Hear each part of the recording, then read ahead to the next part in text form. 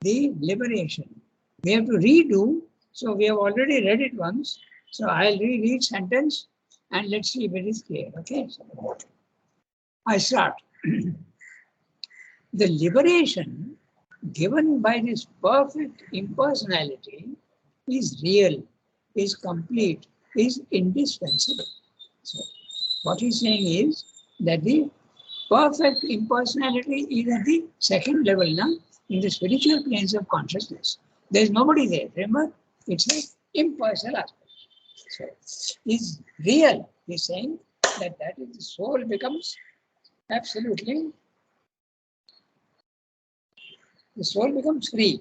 It is not a prisoner of the body-mind life anymore. So that's what he's saying. The liberation given by this perfect impersonality.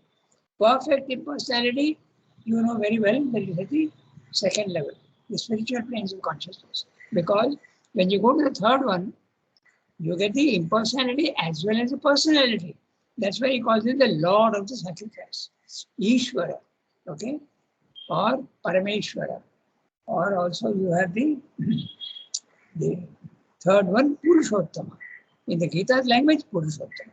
In Srimada's language, Ishvara. The liberation given by this perfect impersonality is real, is complete, is indispensable up to that point. But is it the last word, the end of the whole matter? Can there be something more? Can even your nature can be liberated?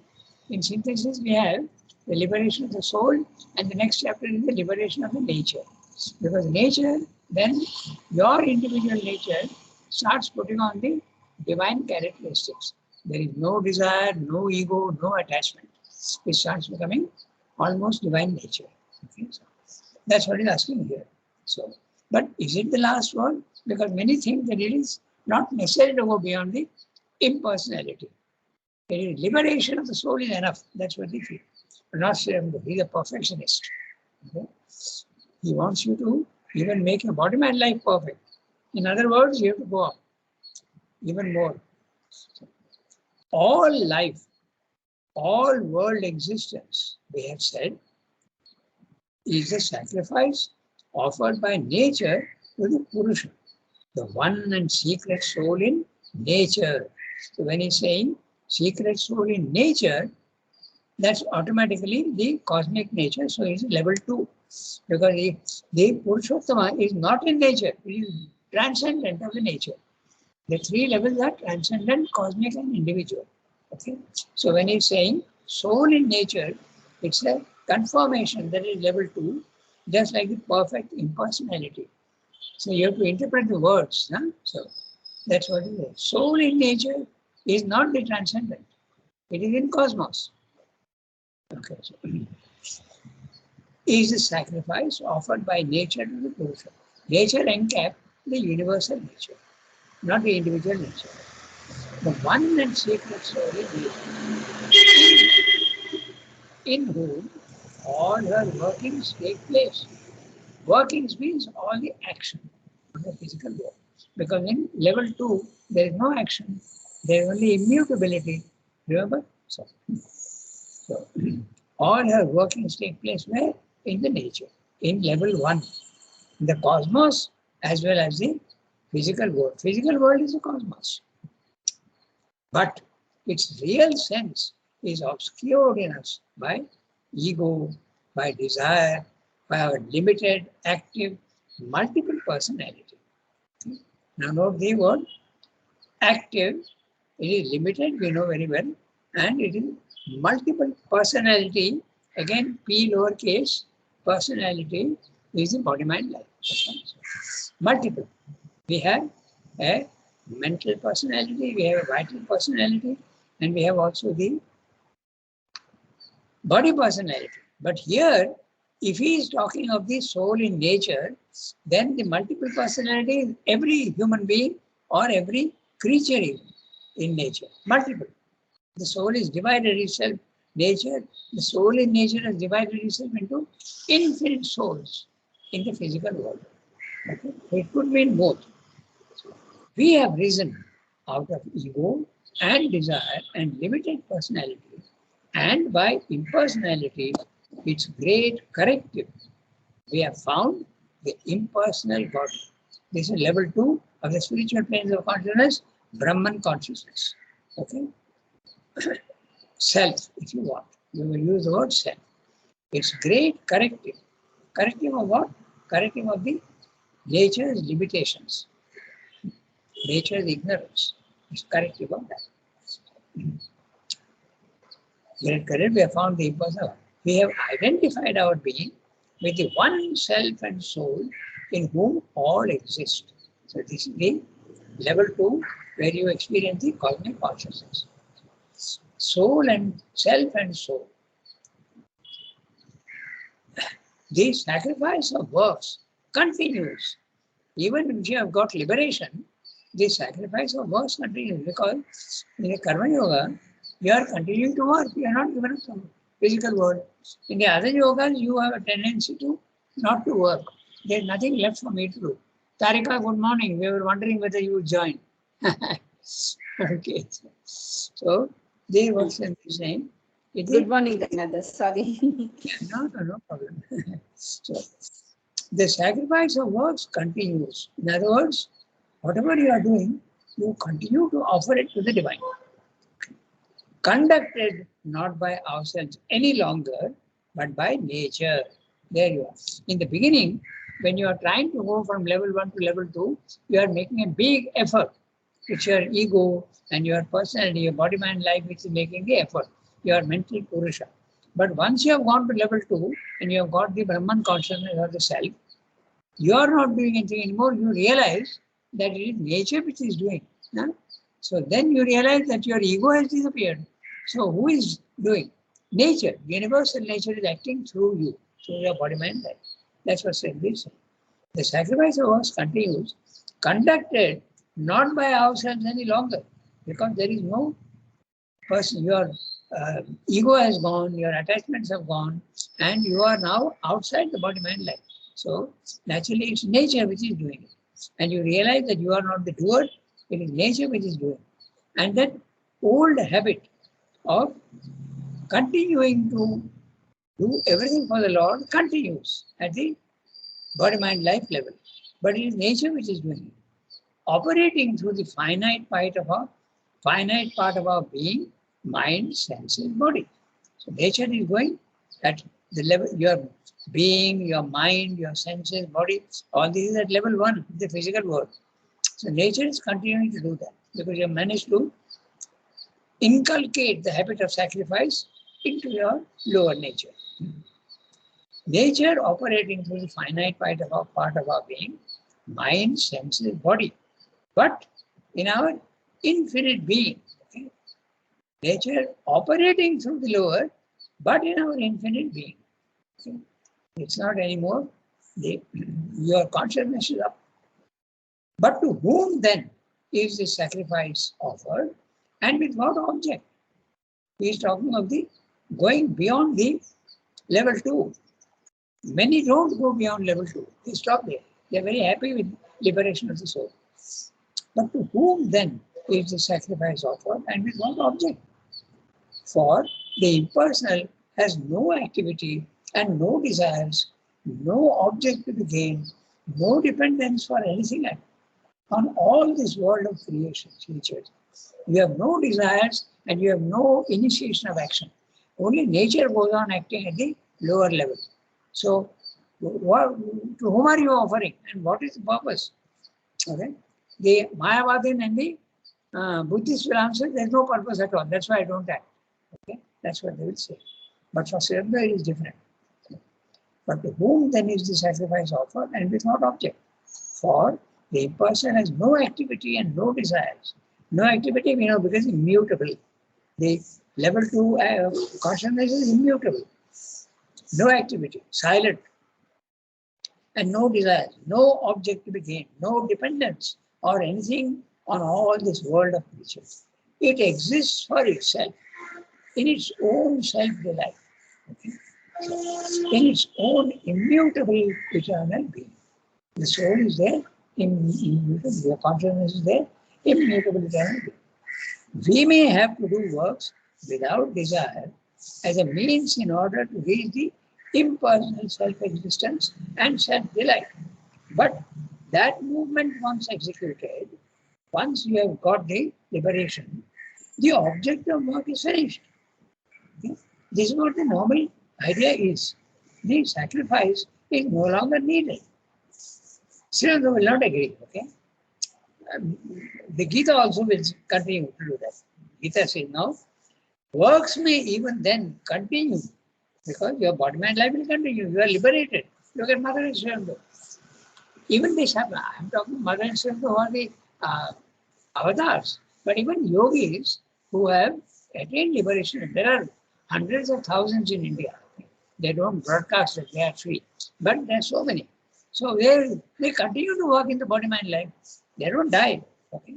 So for the impersonal, we may have to do works without desire as the means in order to reach the impersonal self-existence and self-delight. But that movement once executed, the object of work is finished. The sacrifice no longer needed. This is a normal idea. Works may even then continue because nature continues and her activities. But there is no longer any further object in these works. The sole reason for our continuing to act after liberation is purely negative. This is again the normal idea. Okay? It's negative. There is no purpose in action. It is just neutral. It is the compulsion of nature on our finite parts of mind and body. But remember, the Gita wants you to work for the divine. Okay? Loka sangrahanartham. Okay, that's the word used. Continue to work with a purpose. Become God's instrument. That is Srirdo's and Gita's idea. Don't stop at level 2. Go to level 3. Okay? But if that be all, then first, works may well be whittled down and reduced to a minimum. If your aim in yoga is only to get liberation, you need not work in the world. It makes no sense. May be confined to what nature's compulsion absolutely will have from our body. That is eating, sleeping, and voiding in the morning. Okay? So these are the only things that need to be done. And secondly, even if there is no reduction to a minimum, since action does not matter and inaction also has no object, then the nature of the works also does not matter. So Arjuna, once having attained knowledge, may continue to fight out the battle of Kurukshetra, following his old Kshatriya nature, or he may leave it. This is if your aim is only liberation at level 2. This is what Sridhar is saying. If it was so, then he can just leave it or he can continue. It makes no difference because what action you are doing is no importance. Tell me. No, but the nature only is making us do everything, no? Then where is our choice? We don't have a choice, no? The Arjuna doesn't have a choice. If nature is only getting it done, then what choice does Arjuna have? That's exactly what Sridhar is coming to. He's saying that if liberation was the only purpose, okay, then there is no, by the way, when you go to the impersonal level, there is no choice. You're free. Okay, a choice comes when, because you are now in the impersonal. There is no choice at all. You are not choosing anything. You are just living.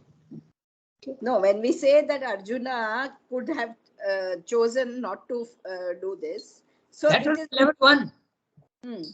Not now. After liberation, he's talking about the liberation. He's talking about the liberation. Which of these things? So, if his aim would have been only that, then he need not have fought, or he could have fought. It makes no difference. Or he may leave it and live the life of a sannyasin, following his new quietistic impulse. Okay, this is a supposition. Certainly discussed. Which of these things he does becomes quite indifferent, or rather, the second is the better way, since it will discourage. Because since it will discourage more quickly the impulses of nature. So don't act. That is better still, he said. Which still have a hold on your mind owing to past created tendency. And when his body has fallen from him, okay, he will securely depart into the infinite and impersonal with no necessity of returning again to the trouble and badness of life in this transient and sorrowful world. Anityam asukam lokam imam prapya. Imam lokam prapya bhajasva mam. That's what it is. Now, Tarika, now the further, okay, if this were so, okay, it's a supposition that if Arjuna's aim was only to reach liberation, actually Arjuna has no aim at all. He is just in the level 1. It is Sri Krishna who is guiding him. And Sri Krishna is analyzing and saying that if he gets the liberation of the soul, he could have done anything. Okay? And Sri Krishna is even preferring not to do anything. Because if you are stuck at level 2, but if you are stuck at level 3, it's a different story. You have to work and continue to work for God. Okay? That's what he's going to discuss now in the next paragraph, which we shall read now. Okay? So you have understood now clearly. The level 2 and level 3 are very important. Gita and Sri go to level 3. Continue to work in the physical world. The Mayavadis and the Buddhists and all, they say, no, not necessary. I only want liberation. Sri is not finding fault with it. Each soul has got its own purpose. If you want only liberation and you don't want to come back into rebirth again, you have a choice. There is no problem. You're simply saying, but is it not a nobler act to individual liberation? Is it not a little selfish? So why don't you become even less selfish and come down and help others also and do God's work? That's even nobler. So that's the whole idea. Okay. Now, I read the whole para, then we'll see whether we have. I go a little slowly. If this were so, in other words, neither the Gita nor Srimba agree with it, that you stop at level 2, not necessary. If this were so, the Gita would lose all its meaning. There you are. Gita is telling you go even to the Purushottama level. It would lose all its meaning, for its first and central object would be defeated. But the Gita insists that the nature of the action does matter. What you are doing in the physical world does matter. So you have to go to the third level to find out what action you have to do, and the divine will tell you what action to do. You are not going to decide. Already the lack of decision and lack of choice is there at level 2. Okay? You have no purpose to live. So where is the question of choice? Okay? But in level 3, the divine will choose for you what to do and what not to do.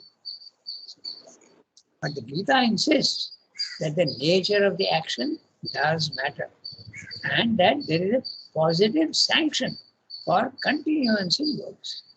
Not only that one quiet, negative and mechanical reason, the objectless compulsion of nature.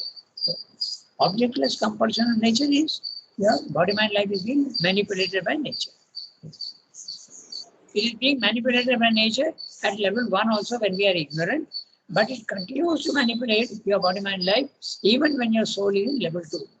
Okay? But level 3, if you go to with your soul, then the nature of the action below and level 1 can change. It can become meaningful. Okay? At level 2, there is no meaning.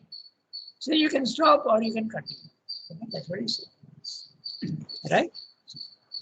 Then I read the sentence again. But the Gita insists that the nature of the action does matter. That there is a positive sanction for continuance in works. Not only that one quite negative and mechanical reason. Quite negative.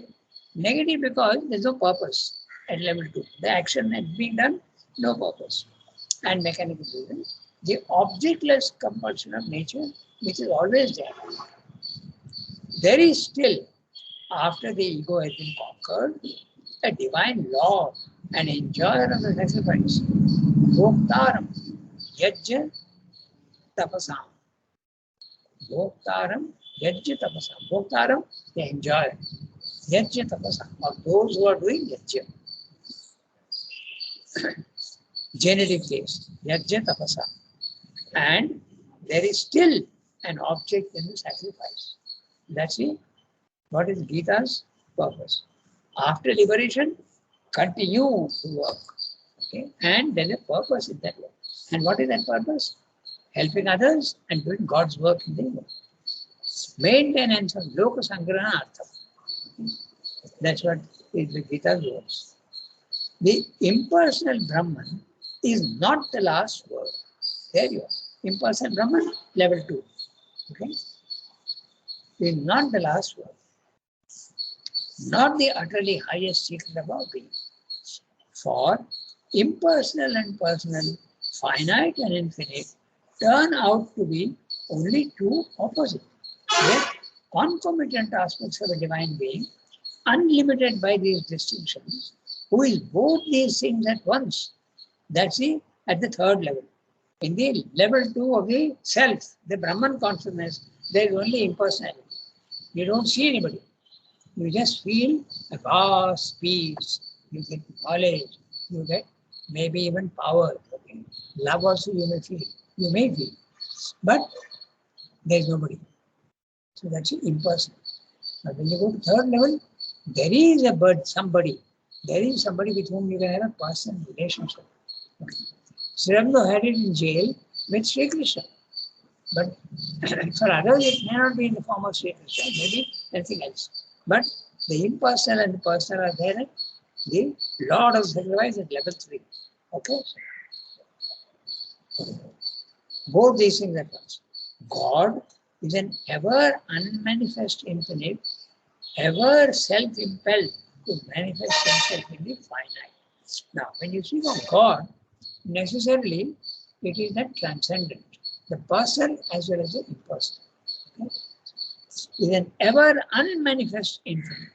Okay?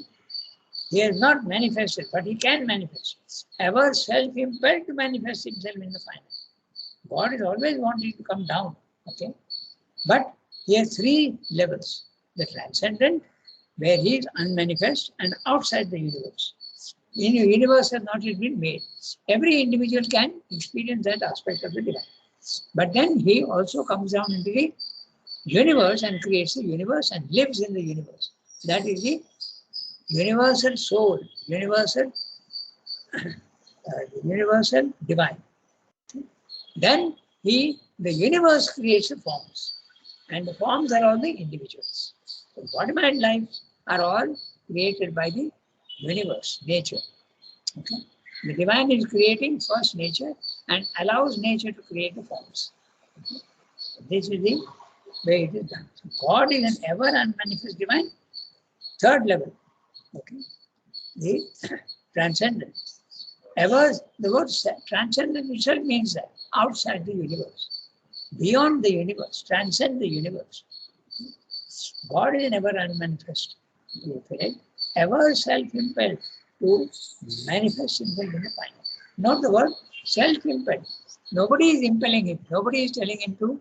He is himself wanting to come down. Okay?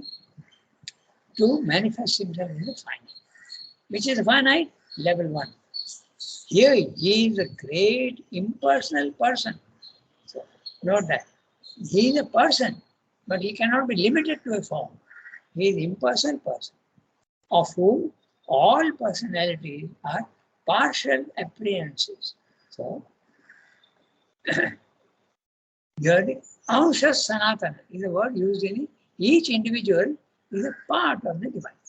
Ansha, but it is Sanatana, it is eternal. Eternal. He is the divine who reveals himself in the human being, the Lord seated in the heart of man. Again, that famous quote from the Gita, Ishvara Sarva Bhutanam Hridesha Tishtati. The divine is there, hiding in the cavern heart of the human being. He is hiding there. Brahmayan Sarva Bhutani Yantra Rudhani Majaya. By his Maya, he is making everybody move through nature. Yes. Knowledge, see, the Lord seated in the heart of man. I'm reading the next sentence. Knowledge teaches us to see all beings in the one impersonal self. When you get knowledge, which is at level 2, you learn to see everybody in the impersonal self. Okay? There's a cosmic consciousness. You start seeing everything contained in the one, the many in the one. That's all. For so we are liberated from the separative ego sense. And then through this delivering impersonality to see them in this God. Atmani atho mai. First of all, you see it in nature. Then atho mai. After that, in me. In the self and then in me. Self is level 2 and in me level 3. Okay? Our ego, our limiting personalities stand in the way of our recognizing the divine. You can't recognize the divine when you have ego, attachment and desire. Stand in the way of our recognizing the divine, who is in all, and in whom all have their being. So, the divine who is in all is the one in the many. The divine is there in everything, even including stones. Okay? In the who is in all. And in whom all have their being, the many contained in the one. Both these are possibilities of the cosmic consciousness. When you experience a cosmic consciousness, there can be two. You may feel everybody inside you. Okay? The whole universe is inside you. You will feel like that. The famous example of the Balakrishna eating mud. And Yashoda says, "What are you eating? Open your mouth." And he opens his mouth, and little child, and she sees the whole universe in his mouth. That's a symbol of the cosmic consciousness. But there is another one. That is to say, you can be in everybody else. So Sri Aurobindo calls these two aspects, the apprehending consciousness and the comprehending consciousness. The comprehending consciousness is everything is included in you. And the apprehending consciousness is you can find yourself in everybody else, individually. You can go into all the others and experience yourself as part of them. So there's one sonnet is there where he says, to whichever person I turn, I see myself, but in another face. Okay? That's a sonnet. Yes. He's got a lot of sonnets, like Shakespeare. Shakespeare also has a huge amount of sonnets. Which one is it? Which one is it? I don't remember the title. Tarika, I'll let you know. Okay. Okay. Whichever face I turn, I don't remember the title. That's the whole problem. Okay. But I'll tell you. I'll let you know. Okay. Okay. Maybe the cosmic consciousness, but I'll see and tell you. I'll check it up and tell you. I won't forget. So this is what he says. First of all, Atmani. That means in the Atman, which is the Brahmic consciousness. Atho Mai. After that, in me. So 3 levels. First, you are in ignorance. Second, you are not in ignorance. You are in the self. And there, the body-mind life is incomplete, is imperfect, and still subject to ignorance. Then you go to the 3rd level, Atho Mai, which is the Purushottama or the Ishvara. And there, what happens? You can also start changing your nature. That's what. In the self and then in me. Our ego, our limiting personalities stand in the way of our recognizing the divine, who is in all and in whom all have their being. For subject to personality, what does that mean? Subject to body, mind, life.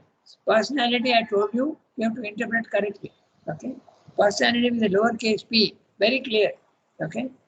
Otherwise, you get confused. What is personality? Personality is your body, mind, life. Okay? Very clearly. Okay?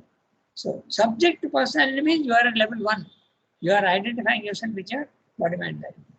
We see only such fragmentary aspects of him as the finite appearances of things suffer us to seize.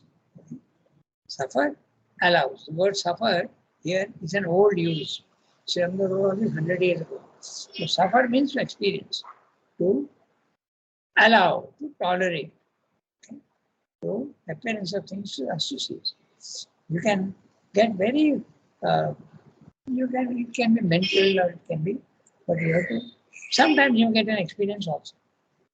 We have to arrive at him not through our lower personality, but through the high, infinite, and impersonal part of our being.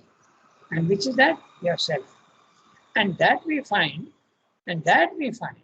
by becoming this self, one in all, in whose existence the whole world is comprised. Right? By rising to level 2 of the Brahman consciousness or the self, that's what you get. Impersonal. This infinite containing, not excluding all finite appearances. Remember, in level 2, you are excluding the world. You are not wanting anything to do with the world. You are rejecting the world, but not in this one. This infinite containing, not excluding all finite appearances, this impersonal admitting, not rejecting all individualities and personalities, this immobile, sustaining, pervading, containing, okay? Cosmic consciousness, containing, not standing apart from the movement of nature, not standing apart from movement of nature. Okay? You are standing apart from movement of nature in level 2, okay? Is a clear mirror in which the divine will reveal his being. So that's a level 3. Therefore, it is very impersonal that we have to first to attain. That's the first step. Through the cosmic deities who are there in the overmind consciousness, through the cosmic deities, through the aspects of the finite alone, the perfect knowledge of God cannot be totally obtained. So even at the level 1 and level 2 also, even right up to the overmind level, the cosmic deities, you cannot get this insight. You have to go to the supermind. Beyond the overmind, through the aspects of the finite alone, the perfect knowledge of God cannot be totally obtained. Totally. You can obtain lot at level 2, but not total. But neither is the silent immobility of the impersonal self conceived as shut into itself and divorced from all that it sustains, contains and pervades the whole, all revealing, all satisfying truth of the divine. So what is Sri saying here? You have to understand. But neither is the silent immobility of the impersonal self conceived as shut into itself. So what he means is that when you are at level 3, when you are at level 2, you feel that you are outside the universe. It is shutting out everything else. But when you are at level 3, you see that your interpretation of level 2 was wrong. Okay? You can see that even the level 2 is not actually excluding the universe. That's what he's saying. Okay. But neither now that you are in level 3, neither is silent immobility of the impersonal self, which is very clearly level 2, spiritual planes, conceived as shut into itself and divorced from all that is sustained. Divorced from all that is the nature that is sustaining the individual forms, contains and pervades the whole revealing, all satisfying truth of the divine. So that's more satisfying. In fact, then transcendent, cosmic, and individual are all perfectly harmonized, and there is no gulf between them. That's all satisfying. All revealing and all satisfying. To see that we have to look through his silence to the Purushottama, and he is in divine greatness. He, in his divine greatness, possesses both the Akshara and the Kshara. Akshara, level 2, Kshara, level 1. He is seated in the immobility, but he manifests himself in the movement and in all the action of cosmic nature. He is there everywhere. The transcendent is there in the cosmos. He is also there in the individual, which you don't see at level 2. Okay? But he manifests himself in the movement and all the action of cosmic nature.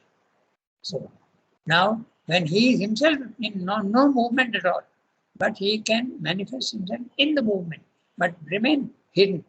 You don't see him so easily. In all the action of cosmic nature. To him, even after liberation, The sacrifice of works in nature continues to be offered. So this is what is being said. But now, actually, Arjuna is being told only to rise to the second level, where he is now, he loses his identification with body, mind, life. He is discouraged, and feverishness and refusing to fight will be cured. And he will listen to Arjuna, he will listen to Sri Krishna, who will tell him, continue to fight. There's a purpose. I am telling you to continue to fight. This is the what Sri is saying, that most people stop at level 2, but the Gita does not stop at level 2. Continue to do work in the physical world, make it meaningful, and offer it to the Lord. They say, and He will make you do whatever is necessary. You become a perfect instrument of the divine. We have got 5 minutes, so I'll just quickly read the last paragraph. Then, after that, we come to the, if you have to do divine works, after you have reached level 3, what is that work that you have to do? That's the next chapter. Principle of divine works. The real goal of the yoga is then, the word uses the word then in a very interesting manner. Always. It's a sort of, so after all that I've told you, we can conclude. That's the implication. The real goal of the yoga is then a living and self-completing union with the divine Purushottama, and is not merely a self-extinguishing emergence in the impersonal being. So, in the normal yoga, you extinguish your lower nature. After death of the body, mind, life, is completely extinguished the lower nature. But here in the yoga of the Gita and Sri Yoga, you have to continue living. It's then a living, not running away, not we are living, self-completing union. You become complete with the divine Purushottama, level 3, and is not merely a self-extinguishing emergence in the impersonal being. The wave disappears into the sea after it has lived. To raise our whole existence to the divine being, to dwell in him. Mai eva nevasishyasi. You will be living only in me. That's what he said. After level 3, to be at one with him, unify our consciousness with him, with his, to make our fragmentary nature. Okay? He uses this always. He says that when you are identified with your body, mind, life, you are a fraction. But when you are identified with yourself, you are an integer, a full number. Okay? A reflection of his perfect nature. To be inspired in our thought and sense wholly by the divine knowledge. To be moved in will and action utterly and faultlessly by the divine will. You don't have a will anymore. The divine is telling you what to do and not to do. So it's the happiest condition to be a divine slave. At our level, we feel that we are free, but that's totally false. We are not free at all. The real freedom is when you are a slave to God. Okay. It's interesting way of putting it, but that's the truth. To be moved in will and action utterly and faultlessly by the divine will. To lose desire in his love and delight. The only desire you would be to have his love and delight is man's perfection. It is that which the Gita describes as the highest secret. Uttamam Rahasya. It is the true goal and the last sense of human living and the highest step in our progressive sacrifice of works. For he remains to the end the master of works and the soul of the sacrifice. So, master of works, here is a chapter in the synthesis, the master of works. He is the one who is making you do all the work. That completes the Lord of the sacrifice. So, next time we start a new chapter. The principle of divine works. Okay, you have reached level 3 and you agree to do divine work. But what is that nature of that work? What is it that you have to do? Okay, so that's what the chapter will tell us. Okay? Au revoir, everybody. Have a nice day. Au revoir, Rangada. Bonne journée. Yeah, bonjour. Thank you. Yes, Deepak. impersonal, personal forward contribution.